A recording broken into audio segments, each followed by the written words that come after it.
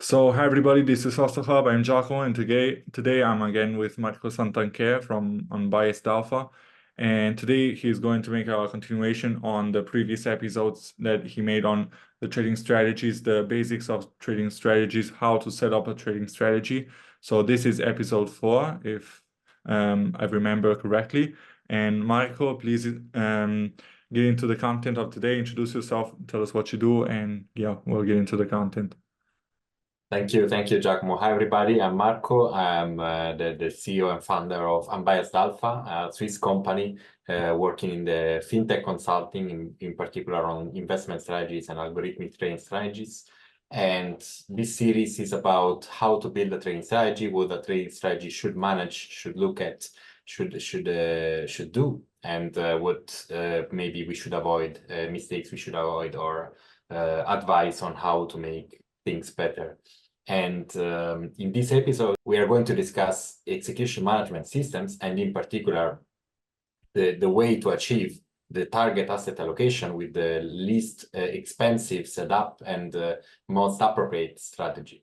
So in this episode, we are going to identify how to execute trades and how to achieve our target allocation. This is particularly important with higher frequencies rather than lower frequencies, but still in lower frequencies, so daily or even more, execution is still a very important factor, and in particular for what regards fees.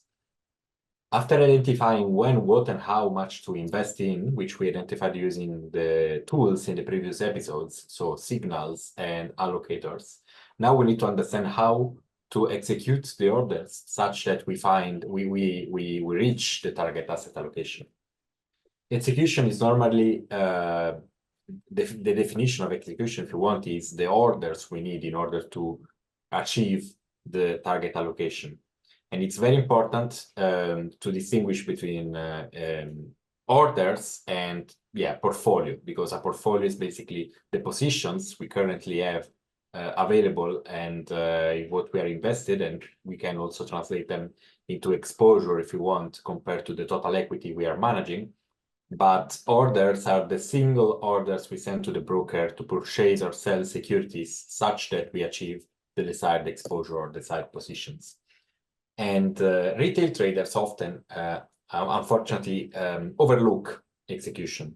And this is actually an error, especially when you're going to trade very often in the day, because fees are one of the most important factors, definitely for a strategy. And when we simulate, they are often disregarded, or we assume there are zero fees. But then in practice, that can be a problem because the performance can be much different from what we simulated or tested. Market orders are the basic type of order we use in investment strategies. A market order is an order to buy or sell a security now at the current price, paying the maximum amount of fee basically on a broker normally, because we are basically taking liquidity away from the market.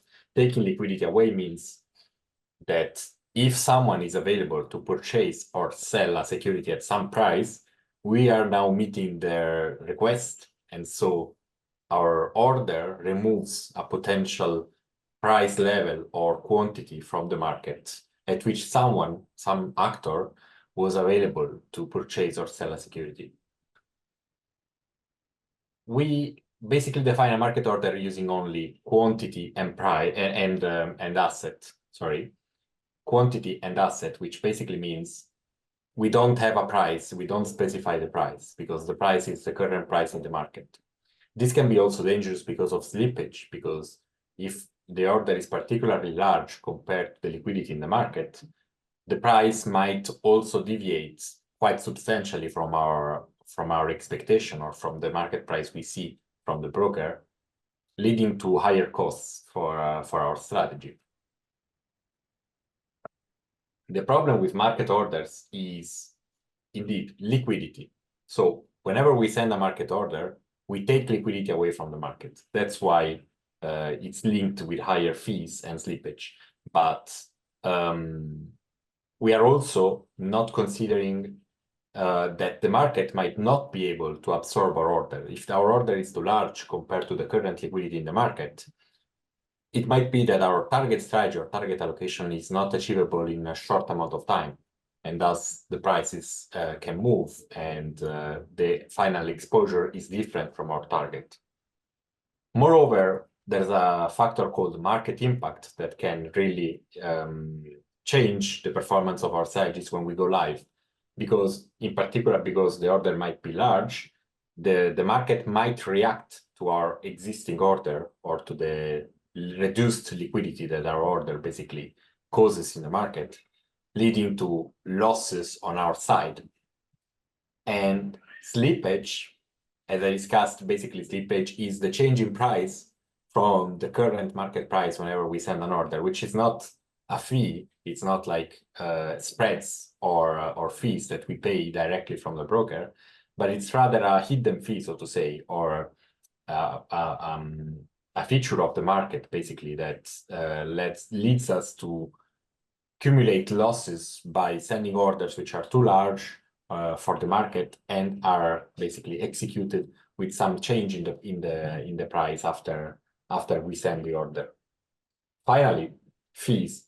Fees, as I mentioned, are probably the most important factor here, depending on the size of your portfolio, of course. But since we remove liquidity, we are a liquidity taker. The problem is we incur in higher fees than other type of orders, for instance, limit orders. So an order doesn't necessarily have to be a limit order. For instance, some of the major orders in the market are limit orders and stop orders. They are very widespread. Many brokers use them or allow users to place a limit or stop order. A limit order is simply an order that specifies a price. That is, we are available to purchase or sell a security for some price, and we are taking the role of a liquidity maker. So we actually make the market. That is why many HFT companies or market making companies actually use limit orders, because our role becomes to provide the market with some requests, so liquidity, and we are available to purchase or sell for that price or better. In this sense, if we place a buy order, the order will be executed only if the price is equivalent or lower to the price we specify, because we want to execute at that price, no better, no worse than, sorry, better, yes, but no worse than that price. Well, for stop orders, we are not really market makers, but we still are able to purchase or sell at the market price only after the market reaches some level.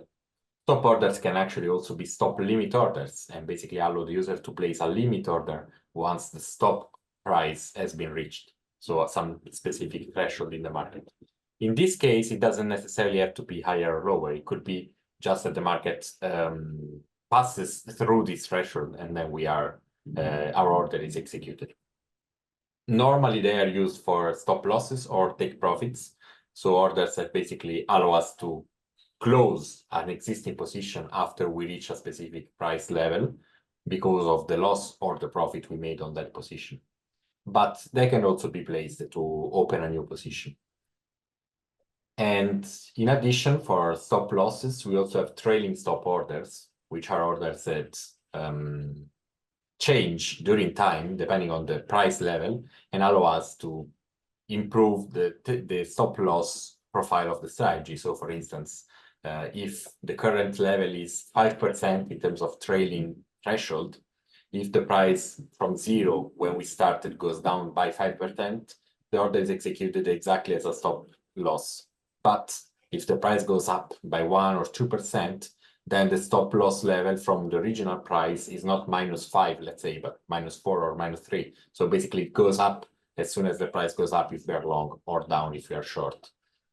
And in addition to order types, there are also many others. These are probably the most important ones, but there are also filling types. And filling types are also very important because they allow us to act in a more customized way. For instance, could cancelled order are the simple orders that are placed and remain in the market until they are actually filled or cancelled. But we could have good till date orders, which also include the subset, for instance, of orders that are good only for the day or good for some specific range. And then they are canceled afterwards. So if the order is not filled, it's simply canceled and removed from the market. This allows us to control a little bit for the price change and the time that the order is in the market, because of course, if conditions change, we probably don't want to have the same exposure as when we place the order. Then the most important types are probably for market making, at least, are fill or kill orders and immediate or cancel. For fill or kill, there are orders that are executed only if completely filled. This is because in markets, especially in liquid instruments, it could happen that our order is actually not filled in full, but only partially filled.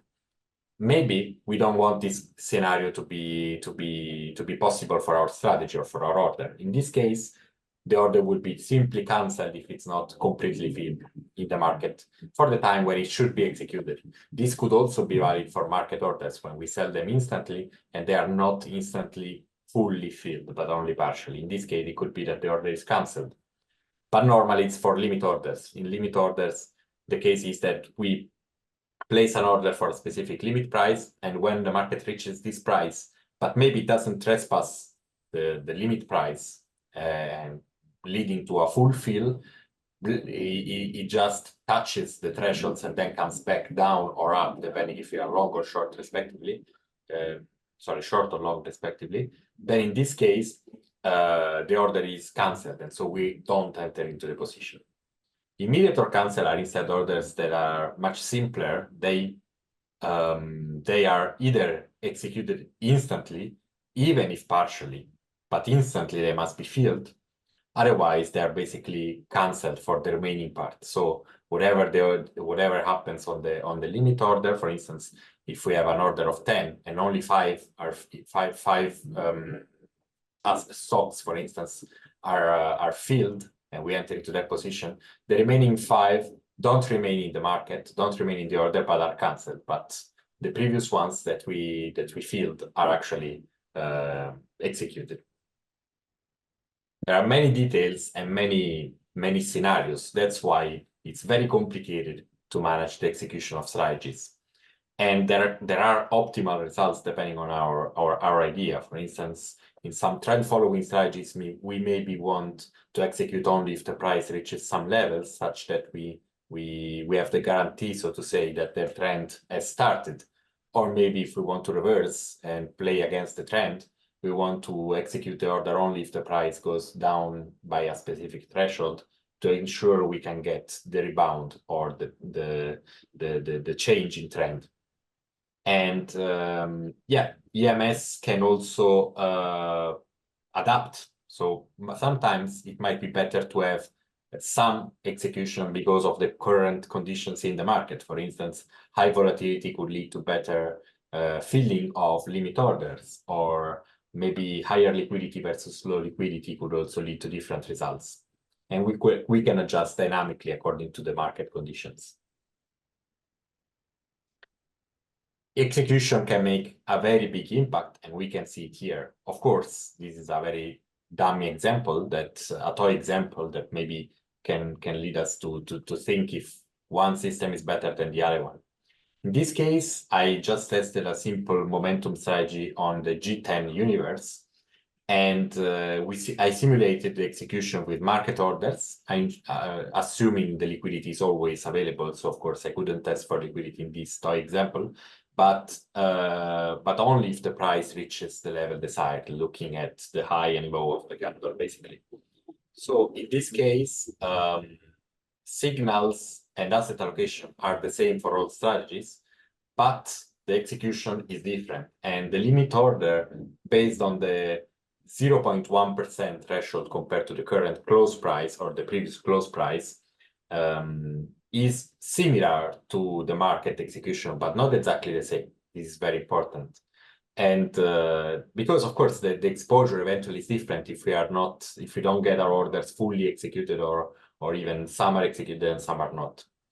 Similarly, in the higher threshold, so the 0.01, so 1% order, it makes a huge difference because as we can see, it happens that we don't get any order executed, or the exposure basically neutralizes the returns compared to the market execution. So higher fees is worse, but it's not necessarily the only factor. And indeed, here fees are actually considered in every single order.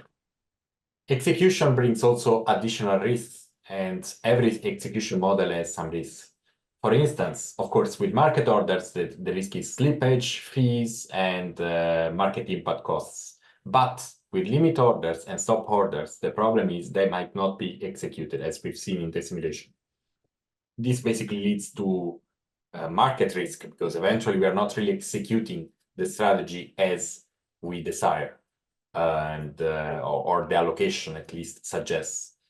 These can impact also performance. So we should always consider the pros and cons of every order or execution model and adapt according to our strategy or our desired, for instance, time frame, asset liquidity, and so on. Just to conclude and wrap up, basically execution is another important topic that we need to consider in investment strategies, especially systematic investment strategies. And signal and asset allocation are very important, but maybe with an execution model, we can have lower fees or reach the same desired allocation without slippage and without the problems that we've seen, for instance, with fees or liquidity. And a strategy must consider always the trade-off and potentially adapt over time and use one or another model depending on the current market conditions. Okay. I have a few questions. You've talked about slippage, problems with liquidity, and so on. Is illiquidity mainly a threat to these kind of strategies, or can you think of a strategy that can actually benefit from the lack of liquidity, or have you ever witnessed any sort of strategy like that? Absolutely. So liquidity brings a lot of risks because of the execution. So it's very difficult to execute orders if liquidity is low or very expensive. On the other hand, we can also consider the reduced volatility, because if the price doesn't move much, liquidity is reduced normally. And so that's why you could also see some benefits in terms of either Sharpe ratio or similar metrics. This is very important, and I can make a very simple example, which is the private equity sector in general. In private equity, just because equities are actually not listed, but they are private by definition, you don't have a price every single day like you do for listed stocks. So eventually the liquidity is of course worse, but you don't see the price. You have no idea unless you are invested in the company and you really look at financial statements or any potential metric on the company. I would guess that private equity firms, given that the companies are not publicly listed, probably they pay a lower ratio compared to the earnings and so on, compared to what buying out a listed company on the public stock markets, right?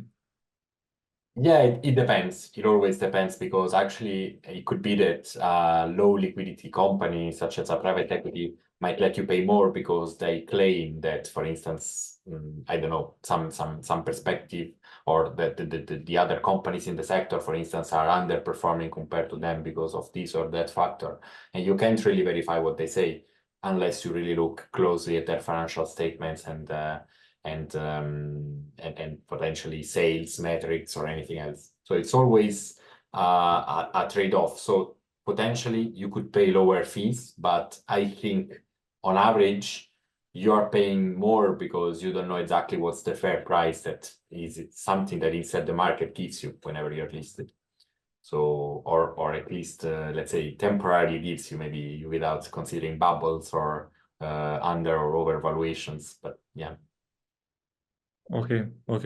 Yeah, and I was also thinking about all the companies that have, I don't know, maybe common stocks, preferred stocks, and so on. Maybe the preferred ones are less liquid. Maybe there's some opportunity or threats there, right?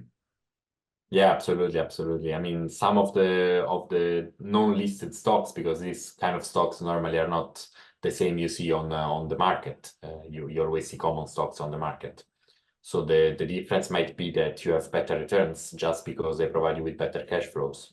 And yeah, maybe you have to give up on your voting right or anything else compared to common stocks, but still it might be convenient. And yes, it's what that they are much less liquid for sure than common stocks. That's why it's very difficult for models or strategies to really be systematic in this sense. Normally, you only discuss about systematic strategies in liquids or listed stocks, listed instruments in general. Okay, okay. So thank you again for taking the time, Marco. If you want to add anything else, feel free to do so. If not, I really want to thank you for taking the time and yeah, showing all these presentations to us.